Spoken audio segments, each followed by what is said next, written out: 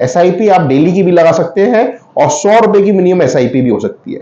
आपको याद होगा पहले हम लोग को एक हैबिट डाली जाती थी, एक गुल्लक दी जाती थी और उस गुल्लक में पैसा डालने की तरह हमारे लिए होता था 10 रुपए 5 रुपए जो मिल गया वो आपने डाल दिया। एसआईपी भी वो गुल्लक की तरह है। नमस्कार दोस्तों, आज जैसा कि अपनी सीरीज चल रही है हम बात कर रहे हैं लगातार शेयर मार्केट और इन्वेस्टमेंट के बारे में। साथियों, जैसा कि मैंने आपको पिछले वीडियो में बताया था कि हम आने वाले वीडियो में बात करेंगे कि कौन कौन सी स्कीम्स में पैसा लगाना चाहिए और वो स्कीम्स कौन सी तरीके से लगाना चाहिए, मतलब एक बार में लगाना चाहिए कि थोड़ा थोड़ा करके लगाना चाहिए।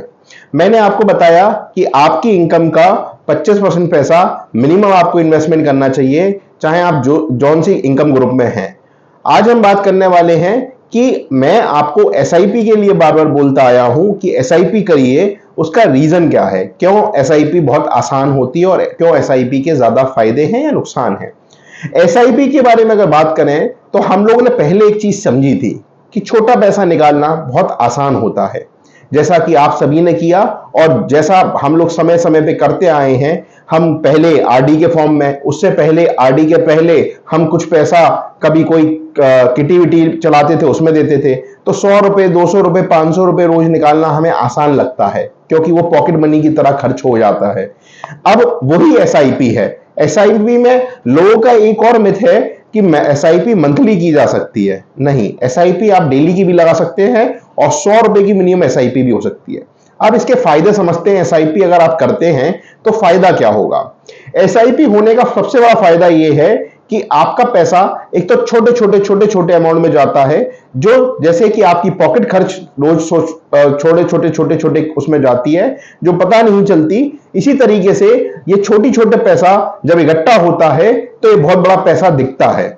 दूसरा फायदा ये है कि एसआईपी में एवरेजिंग होती है। एवरेजिंग का मतलब क्या हो गया कि आज मालूम चला मार्केट कम है या ज्यादा है, मान लो ज्यादा है तो आज आपकी एसआईपी कितने पे गई, जो ज्यादा वाला अमाउंट है उस पे गई। लेकिन कल अगर मार्केट गिर जाता है तो आपकी एसआईपी कितने वाले पे खरीदी गई, वो कम वाले पे। तो आज जो 100 रुपए मान लो ज्यादा वाले मार्केट पे 5 यूनिट मिल रहे थे और कल अगर मार्केट गिर गया तो वो 6 यूनिट मिलने लगेंगे।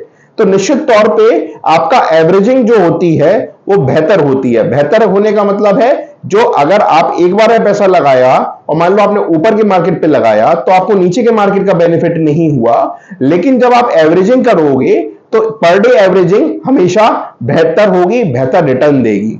तीसरा फायदा यह होता है कि जब आप छोटा अमाउंट लगाते हो तो छोटा अमाउंट जो है वो कंपाउंडिंग इफेक्ट जब देता है तो बहुत बड़ा दिखता है, क्योंकि आप वैसे जोड़ नहीं पाते।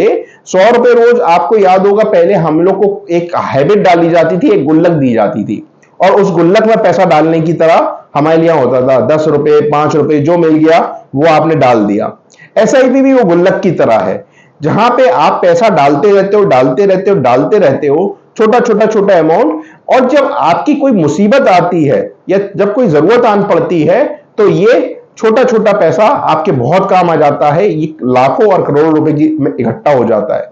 उस समय जैसे गुल्लक काम आती थी, गुल्लक भी किस तरीके से काम आती थी, गुल्लक आती थी आपके बुरे वक्त से आपको निकालने के लिए। इसी तरीके से एसआईपी जो है वो जब छोटे 100 रुपए से आप शुरू करते हो, 3000 रुपए महीना हो गया, 36,000 रुपए साल हो गया।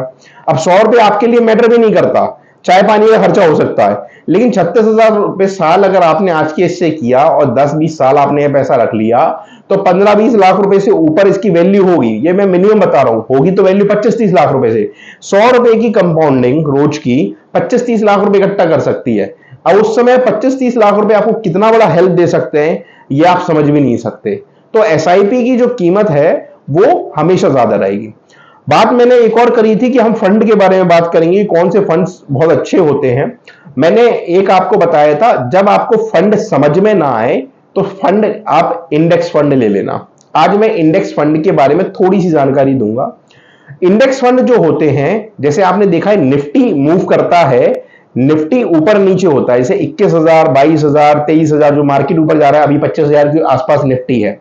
इंडेक्स फंड क्या होते हैं, जो शेयर की प्राइस से नहीं चलते, जो शेयर्स की जगह निफ्टी के प्राइसेस पे चलते हैं। इंडेक्स जैसे जैसे मूव होगा वैसे वैसे उसके प्राइसेस बढ़ेंगे और कम होंगे।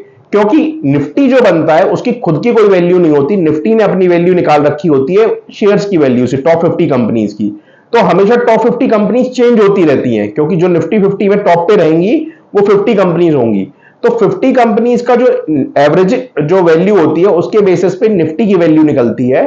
तो आप जो इंडेक्स फंड में कह रहा हूं वो फंड वो है जो टॉप 50 कंपनीज के बेसिस पे चल रहा है। तो हमारा देश जो है जिस तरीके से मूव हो रहा है उस तरीके से वो निफ्टी मूव होती है। और जब आप उस फंड में पैसे इकट्ठा करते हो तो चांसेस, मैंने पहले भी बताया है, कम क्यों है?